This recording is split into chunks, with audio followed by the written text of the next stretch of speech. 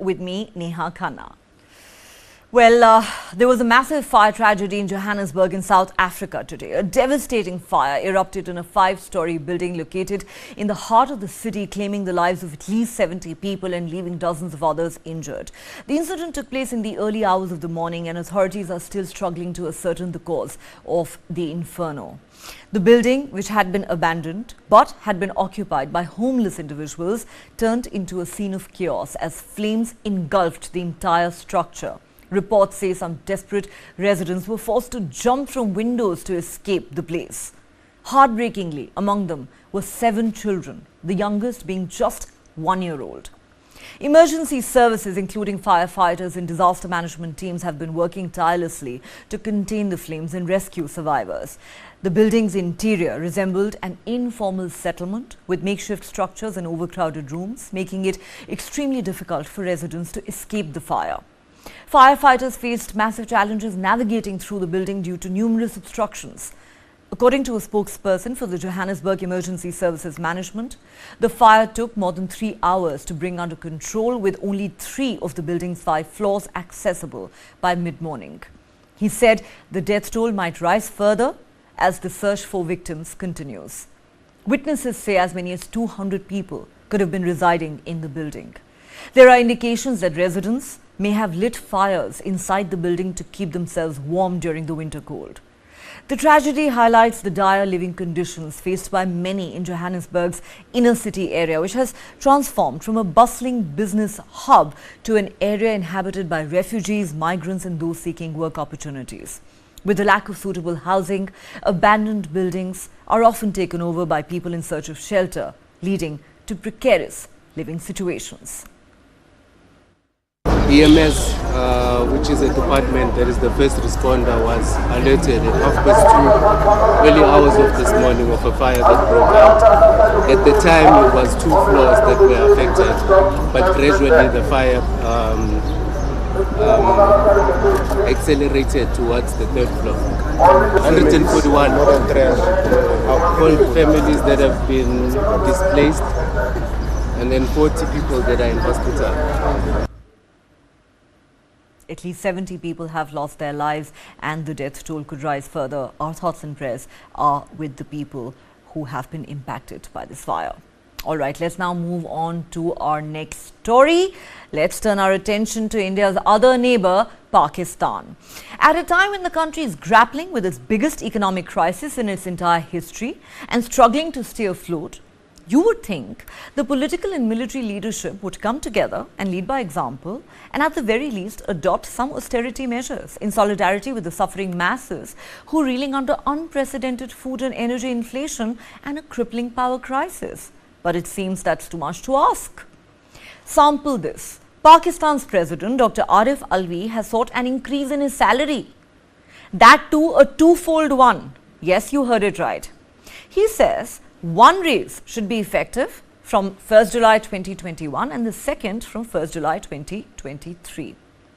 Presently, the Pakistan president draws a monthly salary of $2,800. He now wants a 2-step raise to $3,360 for the first year and a little more than $4,000 for the second year. The President's Secretariat earlier this month wrote a letter to the Secretary Cabinet demanding that the desired amendments be implemented. And guess what the President's argument is? That if the Chief Justice of Pakistan can get a raise, then so should he. And the Law Ministry was happy to instantly oblige. This comes amidst reports that former Prime Minister Imran Khan, who was arrested last month in a corruption case, has been enjoying a rather nice time in jail, where he's being fed delicious chicken and mutton curries, in addition to being given several other special privileges. And it doesn't end there. Amid the worsening economic situation, the cash-strapped country's Punjab caretaker government is purchasing new luxury vehicles for its officials worth 2.3 billion Pakistani rupees. All this at a time when the country is struggling to meet the International Monetary Fund's demands. Pakistan's external debt servicing obligations are to the tune of $2.4 billion at the moment, including more than $2 billion in non-guaranteed debt owed to China. Another $1 billion safe deposit from China is also due. not to mention the alarming rates of unemployment, the prohibitively high cost of living, and an overall atmosphere of gloom and doom. But you have to hand it to the people of Pakistan. Even amidst the gloom, they are keeping their sense of humor intact. Recently, when India's Chandrayaan-3 successfully landed on the moon, many average Pakistanis said they had nothing to worry about because they were already living on the moon. How? Because the moon has no water or power, neither does Pakistan. Some of these hilarious videos went viral on the social media, triggering quite a few laughs and also earning Pakistani citizens praise from netizens in India. All right, let's now turn our attention to another country in Asia, this time Japan, that is battling a major controversy for the last few days.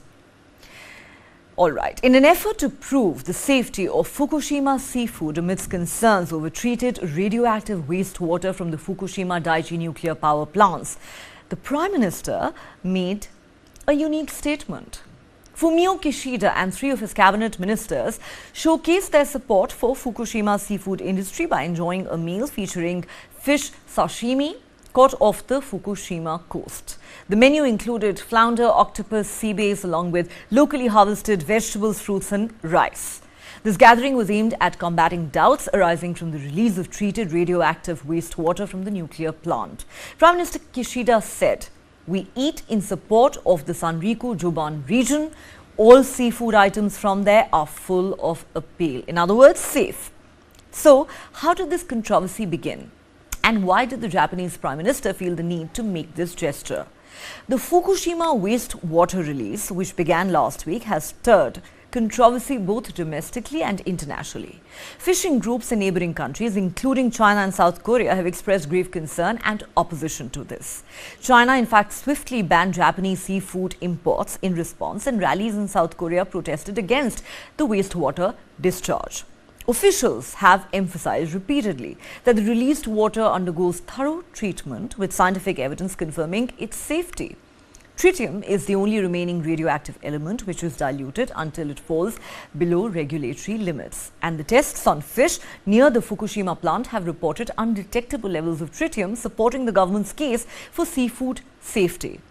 As tensions escalated, Japan's foreign ministry issued a travel advisory to citizens in China due to increased harassments and violent protests targeting Japanese establishments. The chief cabinet secretary suggested the matter might even be taken to the World Trade Organization, considering potential trade restrictions without any scientific basis. However, amidst these efforts, there was a recent hiccup when Japan's fisheries minister referred to the treated water as contaminated. Prime Minister Kishida swiftly demanded an apology and retraction from the minister, clarifying that the water is ALPS treated to differentiate it from truly contaminated water stored in tanks. As Japan's Prime Minister and officials stand firm in their commitment to reassure the public about Fukushima seafood safety, the debate over the treated radioactive wastewater continues. Release of the water started last week. The agency has set up a permanent presence there. We have an office in Fukushima now, and experts, and a laboratory which is making our own independent sampling, and so far we have been able to confirm that the first releases of this water do not contain any radionuclide at a level that would be harmful. And as we close tonight's edition of Global Lens, we actually have some good news from the United Kingdom. In a groundbreaking development, the United Kingdom's National Health Service, or NHS, is set to revolutionize cancer treatment by offering a cutting-edge injection that could drastically reduce treatment times for hundreds of cancer patients in the country. This innovative treatment is based on the immunotherapy drug atezolizumab, which has received the green light from the Medicines and Healthcare Products Regulatory Agency, marking a pivotal moment in the fight against cancer. Dr. Alexander Martin, a consultant oncologist, says this approval will not only allow doctors to deliver convenient and faster care for patients, but also enable medical teams to treat more patients through the day. Now let's deep dive into this drug. Atezolizumab, known by its trade name Tecentriq, has traditionally been administered intravenously, a process that can take up to 30 minutes or more, particularly when patients have difficulty finding accessible veins. With this new advancement, patients will receive immunotherapy treatment through a quick and simple skin injection. This breakthrough is projected to reduce treatment times by up to 3/4, allowing medical teams to efficiently allocate their time and resources. NHS England anticipates that a majority of the approximately 3,600 patients initiating this treatment annually will benefit from the time-saving injection. For those patients who are also receiving intravenous chemotherapy alongside atezolizumab, the traditional transfusion method will still be employed. The introduction of this injection not only streamlines the treatment process but also offers patients a more comfortable and convenient experience. And as the first nation to offer this revolutionary treatment, the UK's NHS is setting a precedent for cancer care worldwide. The significant step forward in medical innovation promises to reshape the landscape of cancer treatment and offers renewed hope to patients and their families. Well, not just in the UK, but globally. And that's all the time we have on this edition of Global Lens. If you have been, thanks so much for watching. Do join us again at the same time tomorrow. Good night.